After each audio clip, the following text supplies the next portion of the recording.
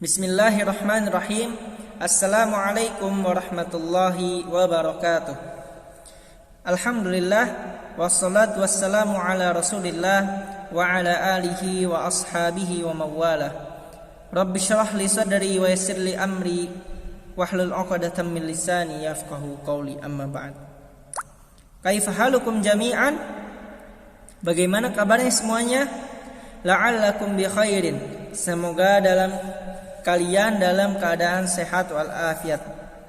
Insyaallah fi hadzal sabah nahnu najidu ad-darsu al-fiqh wal ibadah, ad-darsu rabi'.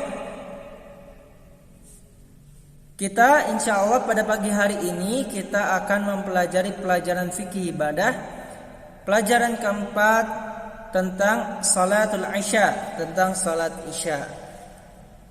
Tujuan pembelajaran pada kali ini, pada pertemuan ini, yaitu kita mengetahui tata cara salat isya dan mengetahui waktu salat isya. Lalu setelah ini kita akan mempelajari pelajaran yang kelima tentang takbiratul ihram dan membaca surat Al-Fatihah. Baik. Salat isya ialah salah satu salat wajib. Jadi salat wajib itu ada 5. Yang pertama salat subuh, duhur, asar, maghrib, isya. Sebelumnya kita sudah membahas 4 jenis salat wajib, yaitu subuh, duhur, asar, maghrib. Dan yang tersisa sekarang yaitu salat isya. Salat isya adalah salat wajib yang dilaksanakan pada malam hari sebelum kita beristirahat, yaitu dimulai ketika mega merah di sebelah barat menghilang sampai pertengahan malam. Jadi mulainya itu ketika warna merah di sebelah barat hilang, yaitu benar-benar gelap, yaitu awal mulanya waktu malam. Benar-benar gelap. Nah, sampai pertengahan malam, sampai jam 12 malam. Nah, kalau mungkin dalam jam kita dari jam 7 malam sampai jam 12. Nah, apabila kita lupa atau tertidur, maka kita wajib tetap mengerjakan salat ketika kita bangun dari tidur kita atau ingat dari lupa kita. Salat isya menjadi titik tumpu perbedaan antara orang beriman dan orang munafik. Jadi ada 2 salat yang menjadi pembeda antara orang beriman dan orang munafik. Yang pertama yaitu salat subuh dan salat isya. Salat subuh dan salat isya. Salat subuh dan salat isya merupakan pembeda antara orang beriman dan orang munafik. Salat isya dilaksanakan sebanyak 4 rakaat. Pada rakaat kedua ada tahiyat awal. Pada malam hari ketika waktu salat isya dikumandangkan Allahu Akbar, maka kita harus segera melaksanakan salat isya. Mengapa demikian, Ustaz? Karena setan berkeliaran pada waktu malam untuk membuat lupa manusia dari beribadah kepada Allah Subhanahu wa taala. Maka kita harus bersegera untuk melaksanakan salat isya. Melaksanakan salat isya pada awal waktu dapat melatih kedisiplinan kita. Selain itu dapat menghindarkan kita dari perbuatan yang sia-sia seperti menonton TV atau main HP. Nah, ketika kita salat pada awal waktu, maka kita akan terhindar dari hal-hal tersebut. Setelah kita salat isya, sebaiknya kita mengerjakan tugas-tugas dari sekolah, yaitu PR dan yang lain-lain. Setelah menyiapkan tugas sekolah untuk pelajaran besok dan yang lain-lain, maka kita harus segera tidur. Karena tidur bersegera untuk tidur pada setelah waktu Isya adalah sunnah Nabi Muhammad sallallahu alaihi wasallam. Tujuannya agar kita tidak telat saat sholat subuh dan kita tidak mengantuk di waktu pagi nanti. Baik. Coba sekarang semuanya buka halaman 71. Pelajaran kelima tentang takbiratul ihram dan membaca surat Al-Fatihah. Nah, insyaallah tujuan pembelajaran pada kali ini yaitu mengetahui gerakan dan bacaan takbiratul ihram serta menghafal doa iftitah, ta'awud dan Al-Fatihah. Baik. Ibadah salat, sebuah ibadah diterima karena dua syarat. Yang pertama, syarat diterima ibadah adalah ikhlas, niat yang ikhlas. Jadi syarat diterimanya sebuah amalan yang pertama yaitu niat yang ikhlas. Dan yang kedua yaitu sesuai dengan tuntunan Rasulullah sallallahu alaihi wasallam. Yang pertama apa? Niat yang ikhlas. Yang kedua sesuai dengan tuntunan Rasulullah sallallahu alaihi wasallam. Jadi ibadah itu terbagi menjadi dua lagi, yaitu ibadah qauliyah, yaitu ibadah perkataan atau bacaan, dan ibadah fi'liyah atau perbuatan. Nah, salat merupakan ibadah qauliyah dan fi'liyah karena mencampurkan gerakan dan bacaan. Ibadah salat diawali dengan takbiratul ihram, Allahu Akbar, dan diakhiri dengan salam. Assalamualaikum warahmatullahi. Assalamualaikum warahmatullahi. Lalu kita juga wajib membaca surat Al-Fatihah di dalam salat.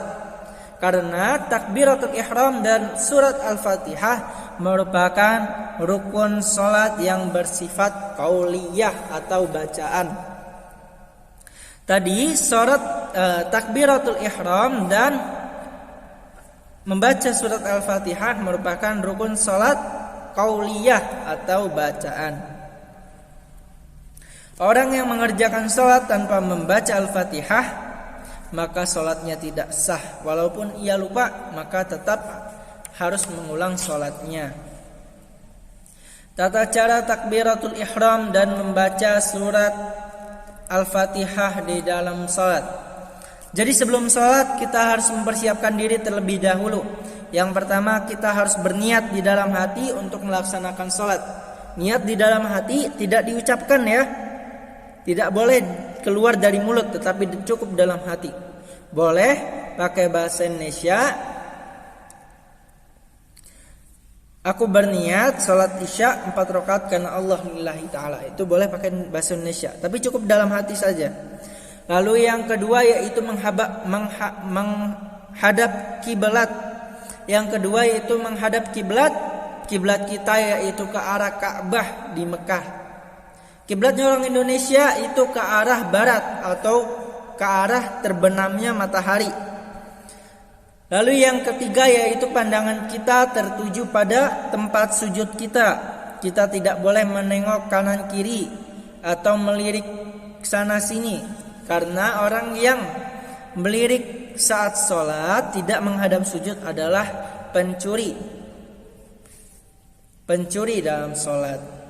Taib. Kemudian selanjutnya yaitu takbiratul ihram, Allahu Akbar, yaitu dengan mengangkat kedua telapak tangan sejajar dengan bahu dan telinga seperti ini.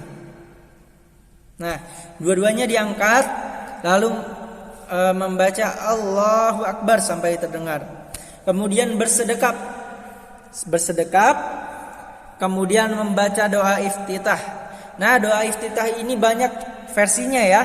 Seperti yang dihafal kita biasanya, Allahumma ba'id baini wa baina khotoyaya kama ba'adta bainal masyriqi wal maghrib. Allahumma naqqini min khotoyaya kama yunaqqas thawbul abyadu minad danas. Allahumma ghsilni min khotoyaya bil ma'i wa thalji wal barad. Boleh seperti itu. Boleh Allahu akbar kabira walhamdulillahi katsira wa subhanallahi bukratan wa asila. Cukup sampai situ. Boleh juga subhanakallahumma wa bihamdika wa tabarakasmuka wa ta'ala jadduka wa la ilaha ghairuk. Baik. Kita boleh menggunakan yang mana saja, boleh kita campur. Saat kita salat subuh kita membaca Allahumma ba'id. Saat salat duhur kita membaca subhanakallahumma wa bihamdik. Saat salat asar kita membaca Allahu akbar kabira, itu juga boleh. Karena itu merupakan sunnah Rasulullah sallallahu alaihi wasallam. Setelah membaca doa iftitah, kita membaca ta'awud. Ta'awud yang disahihkan oleh Abu Dawud yaitu a'udzubillahis samil alimi minasyaitonir rajim min hamzihi wa nafthihi wa nafsi. Seperti itu. Maka kita harus menghafalnya ya. A'udzubillahis samil alim minasyaitonir rajim min hamzihi wa nafthihi wa nafsi. Taib. Kemudian setelah kita membaca ta'awud, maka kita membaca surat Al-Fatihah. Insyaallah kita hafal ya, dari mulai basmalah sampai waladhdallin.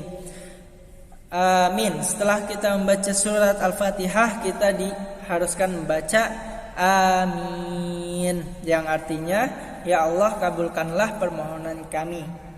Lalu yang terakhir yaitu membaca ayat atau surat yang kita hafal, seperti surat Qul huwallah, Qul a'udzu birabbil falaq, Qul a'udzu birabbin nas. Atau boleh kita misal sudah hafal surat Al-Baqarah, Al-Imran, Al-Maidah dan yang lain-lain insyaallah. Nah, kesimpulan pada pertemuan kali ini, salat Isya merupakan salat yang dilaksanakan ketika mega merah di arah barat, di langit sebelah barat sudah hilang sampai pertengahan malam. Salat Isya merupakan pembeda antara orang beriman dan orang munafik. Lalu salat Isya dilaksanakan sebanyak 4 rakaat dan kita harus bersegera untuk melaksanakan salat Isya ketika waktunya datang, karena setan akan mengganggu untuk membuat manusia lupa untuk beribadah kepada Allah Subhanahu wa taala. Melaksanakan salat Isya pada waktunya akan melatih kedisiplinan kita. Kita akan terhindar dari hal-hal yang tidak bermanfaat. Setelah salat Isya sebaiknya kita langsung tidur atau belajar lalu tidur, karena bersegera dalam tidur setelah Isya merupakan sunnah Rasulullah sallallahu alaihi wasallam. Lalu kesimpulan selanjutnya, takbiratul ihram dan surat Al-Fatihah merupakan rukun salat yang bersifat qauliyah atau bacaan. Syarat diterimanya sebuah ibadah adalah ada 2. Yang pertama, niat yang ikhlas, dan yang kedua sesuai dengan tuntunan Rasulullah sallallahu alaihi wasallam. Taib. Nah, mungkin ini saja yang bisa Ustaz sampaikan sekarang.